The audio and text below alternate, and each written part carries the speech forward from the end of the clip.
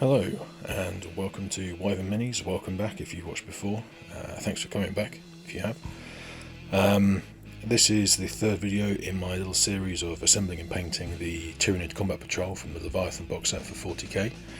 We're getting on to the exciting stage of actually painting the models, which is great.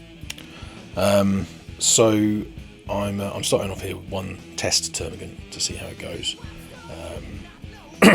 You'll see I'm getting a little bit of assistance here from my my young daughter. She's sticking her hand in. She really wanted to have a go at painting them. She didn't have the stamina to batch paint all 20 Termagants, but she did have a little go on this first one. You'll see I'm using contrast paints here, primarily for the Termagants.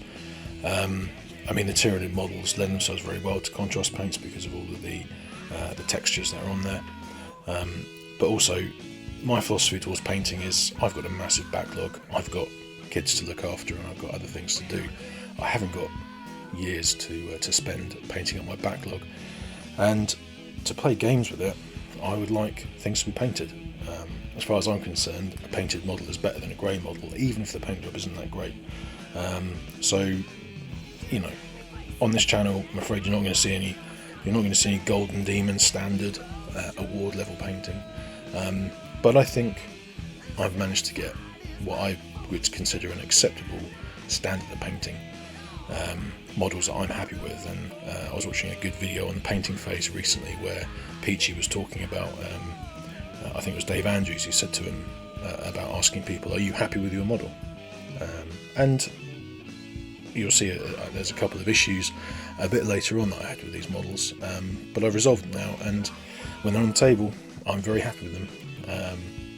And they didn't take me a long time, so hopefully this is something that can help if you have models you want to get on the tabletop. Perhaps some of these techniques, the contrast paints, I think are a very good tool, but remember, just because it's contrast paints, it's not a special secret entity. It's not separate from normal painting. You can still dry brush, wash, highlight over the top of it. You can do other things. You don't have to just stick with the contrast paint, but as a starting point, it's a really useful tool in the box.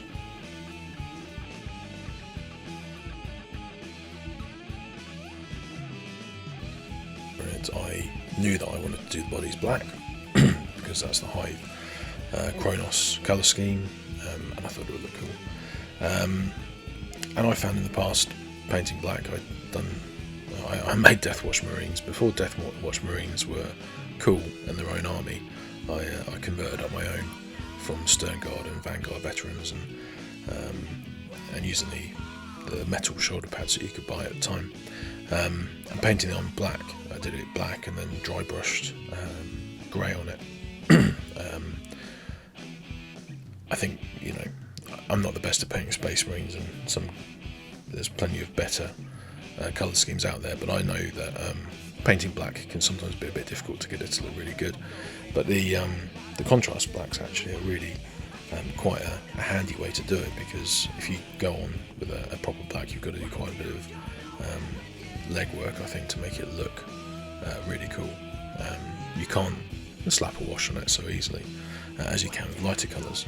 So contrast paint's a natural fit here. You've got a lot of texture on the Tyranids, so you automatically get the benefits of the, you know, slapping on a decent coat of contrast paint, and then after that you can improve it with washes and highlights and, you know, whatever. So I decided that the contrast route here was going to be the best one, and that's why I did the black spray paint with the light dusting of Wraithbone over the top to get the kind of extra depth in there, in the same way that Slapchop method does with dry brushing. The only thing to watch out for really is the order in which you paint things. The darker contrast paints can go quite nicely over the lighter contrast paints, but the other way around doesn't work so well. And if you've already put contrast paint on and then you're trying to put the base colour, so you can then correct any mistakes where you've gone over with the black, for instance, that's a bit challenging, because well, here I've not got a flat base colour because I've done the sort of zenithal shaded, the zenithal spray painting. So how do you correct those mistakes? I'm not sure. Best thing is to try and do it in the right order. So you start with the lighter colours. That's why I started painting the base first, because that's a nice light sandy colour with Agros dunes. Then moving on to doing the claws, which I did with Stormfiend, and the carapace in red. I used the Mephiston red, which I don't think is available now. I had a bit of a go with Baal red, which is I think the replacement for it, but it's a little bit lighter. I didn't like it as much for these, but after putting a wash on and all that kind of stuff at the end, I don't think it'll make a huge difference, to be honest. Baal red is quite similar. It didn't seem to have quite as much depth to it as the Mephiston red, as far as I could tell. But you know, I don't know why it's changed. Well, no, it wasn't Mephiston, was it? It was Blood Angels red. So anyway, one of the things that I really tried to do with these Termagants was to try and have some way to differentiate the squads. So you can see here I've got the two squads all set up, 10 in each. You can run them as 2 squads of 10, or you can run them as 1 squad of 20. So I wanted to make it so there was some way to distinguish them from each other, but not make them so different that they look silly when you put them all in a single large unit together.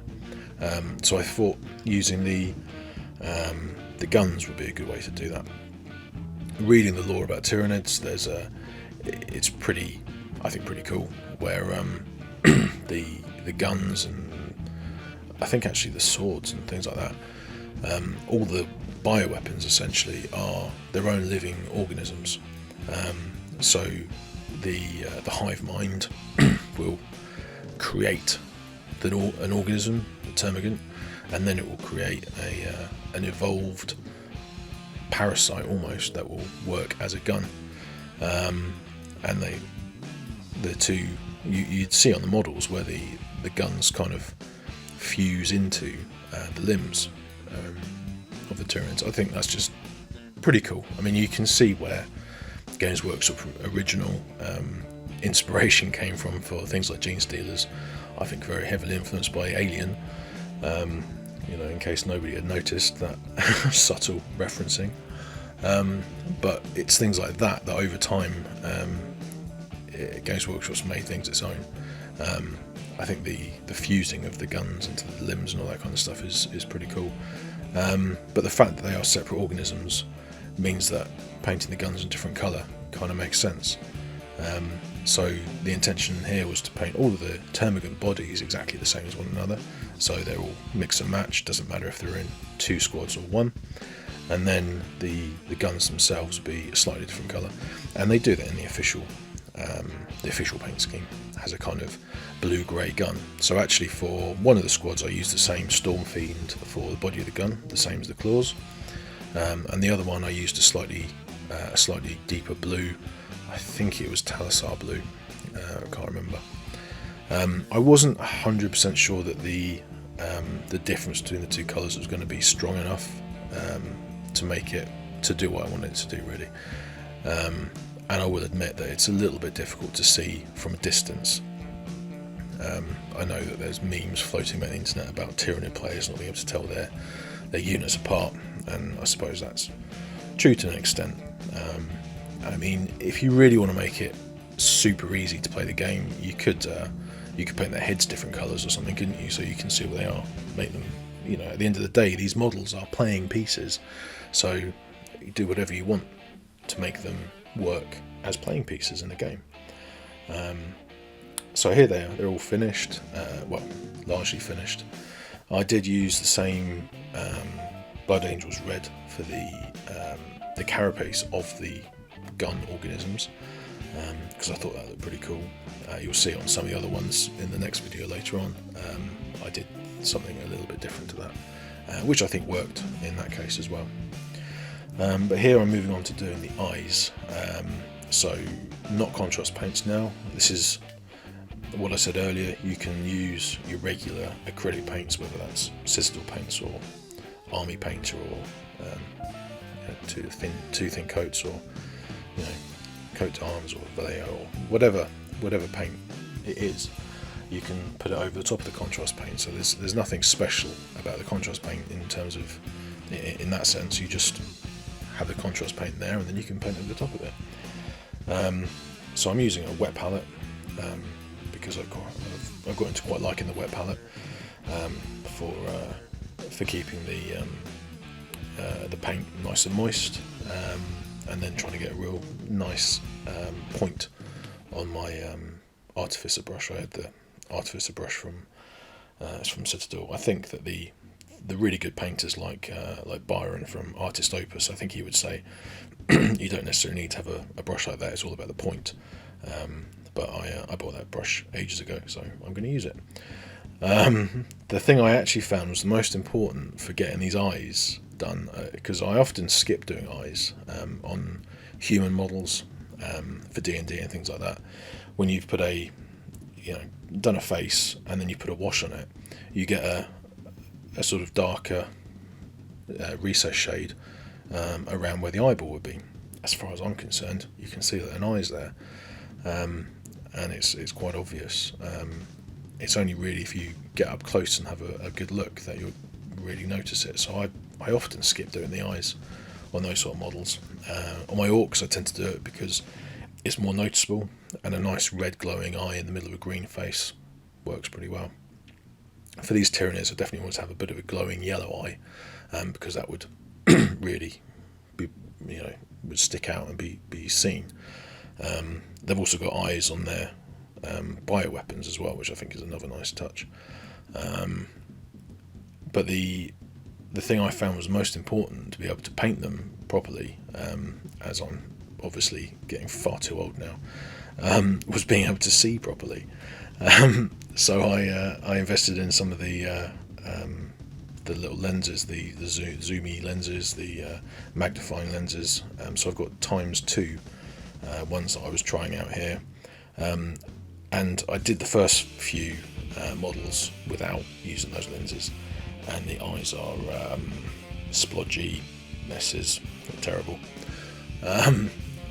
And then I put those glasses on, or the lens things, and found it was much easier to see what I was doing. I could actually control it. I didn't change anything else. Didn't change how I was holding the model, or how I was doing the paint, or the point on the brush, or anything like that. Just being able to see it more clearly, and suddenly my hand was more stable, and I was able to get in there. So it is important. It's worth that. It's worth getting your eyes checked, folks, if you're going to do that sort of thing.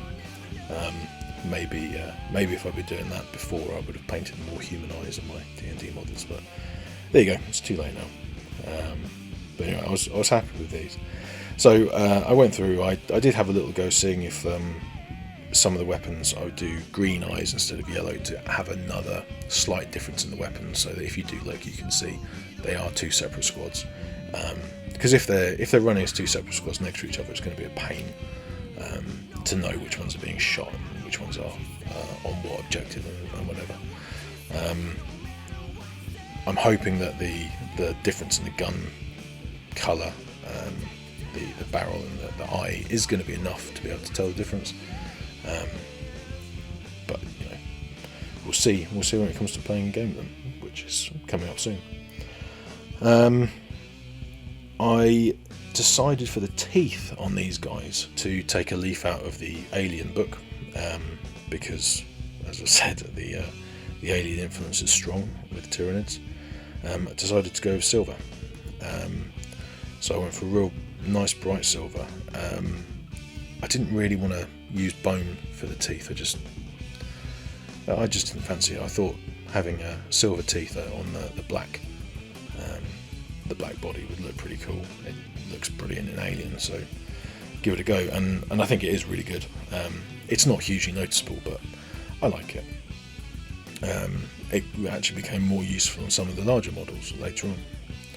And finally, to do the rims of the bases, I'm just using a real cheap brush I got off Amazon from somewhere, I think. It's a flat slanted brush. I find that quite good to do the base. Normally go over the base rim twice, but a little bit thinned down using an AK Interactive Black, which I've not used before. I heard that they do really, really good matte blacks, and it is fantastic. It is super matte, and it covers really well with a little bit of thinning with some water. So yeah, I'm fully sold on that as a matte black. Yeah, that's great. I used to try and do my base rims mostly in grey, because a lot of my battle mats are grey for the sort of war-torn, ravaged industrial planet kind of vibe. But I've moved on to black. I think Byron said on Artist Opus, black is best for base rims. I've got to agree with him. So really, these haven't taken a long time to get these Termagants all done, and I think they're looking great. So like, subscribe, all that good stuff, and then be back for the next one. Finish these boys off and get the rest of the Combat Patrol all done and dusted as well. So thanks for watching, and I'll see you later. Bye.